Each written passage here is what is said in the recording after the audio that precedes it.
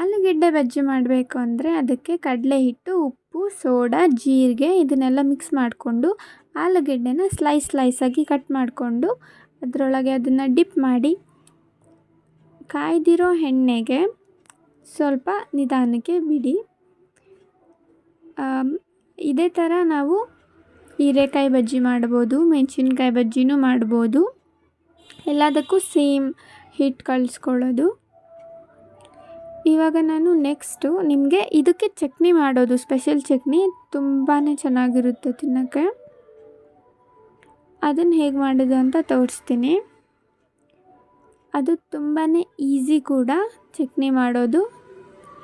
ನಾನು ಸೈಡ್ಸಿಗೆ ಸ್ವಲ್ಪ ಕ್ಯಾರೆಟ್ ಮತ್ತು ಈರುಳ್ಳಿ ಕೂಡ ಹಾಕಿದ್ದೀನಿ ಮೇಲೆ. ನೋಡಿ ಈ ಥರ ನಾನು ಚಟ್ನಿ ಮಾಡೋದಷ್ಟೇ ಹೇಳ್ಕೊಡ್ತಾ ಇರೋದು.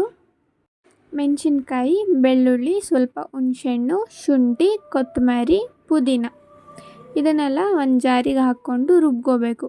ನೋಡಿ ಫಸ್ಟ್ ಕೊತ್ತಂಬರಿ, ಆಮೇಲೆ ಪುದೀನ ಸ್ವಲ್ಪ, ಅದಾದಮೇಲೆ ಶುಂಠಿ ಸ್ವಲ್ಪ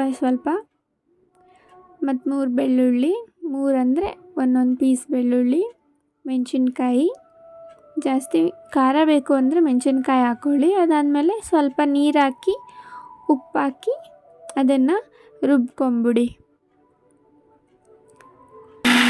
ಅದಾದಮೇಲೆ ಚಟ್ನಿ ರೆಡಿ ಆಗುತ್ತೆ. ನೋಡಿ ಚಟ್ನಿ ರೆಡಿ ಆಯಿತು. ತುಂಬ ಚೆನ್ನಾಗಿರುತ್ತೆ ತಿನ್ನೋಕ್ಕೆ. ನಿಮ್ಗೆ ಈ ರೆಸಿಪಿ ಇಷ್ಟ ಆಗಿದ್ದಲ್ಲಿ ಪ್ಲೀಸ್ ಲೈಕ್ ಮಾಡಿ, ಶೇರ್ ಮಾಡಿ, ಕಮೆಂಟ್ ಮಾಡಿ.